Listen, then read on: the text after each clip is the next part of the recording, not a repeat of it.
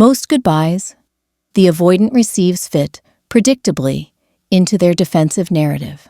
Angry messages, full of hurt and accusation, allow them to frame the sender as too emotional.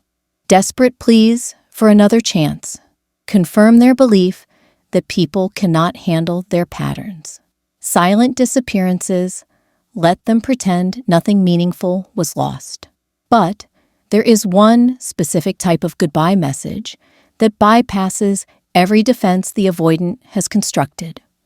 One that lands with devastating precision on the wound they spend their life protecting. This message does not attack them, does not beg them, does not try to change their mind. It simply tells the truth with such calm clarity that the avoidant cannot rationalize it away, cannot dismiss it, cannot avoid confronting exactly what they are losing and why. The message that offers no enemy, the goodbye that shatters the avoidant, contains no anger they can use to justify their departure. It does not call them names, does not list their failures, does not make them the villain they half expect to be labeled. Instead, it acknowledges their humanity, while clearly stating that the relationship cannot continue. Something like, "I understand that your patterns come from deep wounding, and I have genuine compassion for what you are navigating, but I cannot continue to be in a relationship where my needs for consistency and emotional presence are not met. I wish you well in your healing, but I have to choose myself now." This type of message is devastating because it offers the avoidant no one to blame. They cannot frame you as unreasonable or too demanding. They cannot tell themselves you did not understand them. You understood perfectly. You had empathy for their struggle, and you still chose to leave. This forces them to confront that their patterns have real consequences that cannot be blamed on someone else's intolerance or emotional instability. The message that names what is being lost. What makes a goodbye message truly shattering is when it articulates specifically what the avoidant is losing, not in terms of grand declarations, but in intimate specifics they cannot deny. "I will miss the way you made me laugh even when I was having the worst day. I will miss how safe I felt when you actually let me in. I will miss the person you were capable of being in those rare moments when your walls came down." This level of specific acknowledgement is painful because it proves that you saw them, that you recognized the good beneath their defenses, that you are not leaving because they offered nothing of value. You are leaving because what they offered was inconsistent and ultimately insufficient, despite its genuine quality. The avoidant cannot dismiss this as someone who never understood them. You understood them deeply. You saw their potential.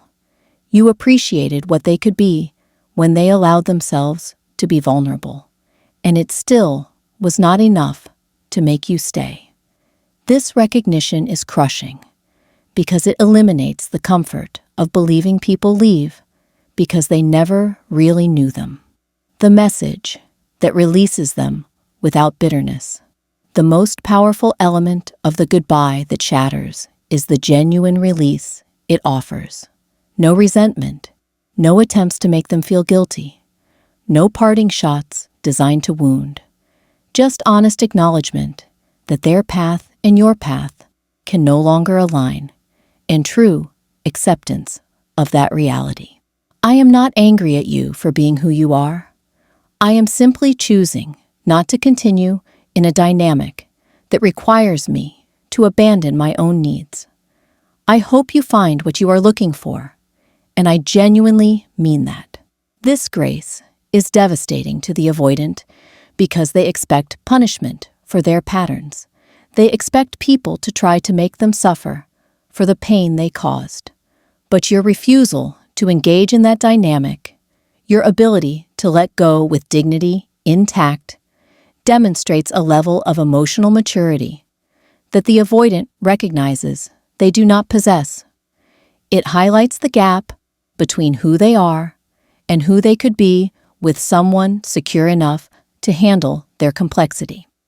The avoidant is left with no anger to hold on to, no justified resentment, no narrative where you wronged them, just the clean, undeniable truth that they lost someone good because they could not show up, and that loss is entirely on them. Why this message cannot be defended against.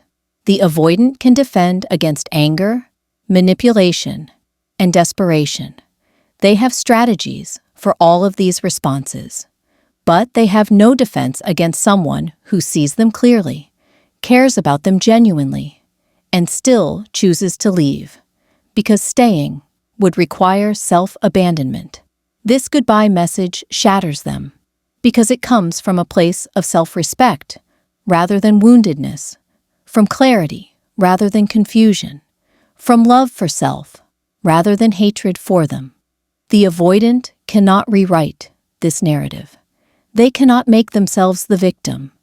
They can only sit with the reality that they were loved by someone capable of healthy boundaries, and they lost that person not through any fault of theirs, but through their own inability to meet love where it was offered.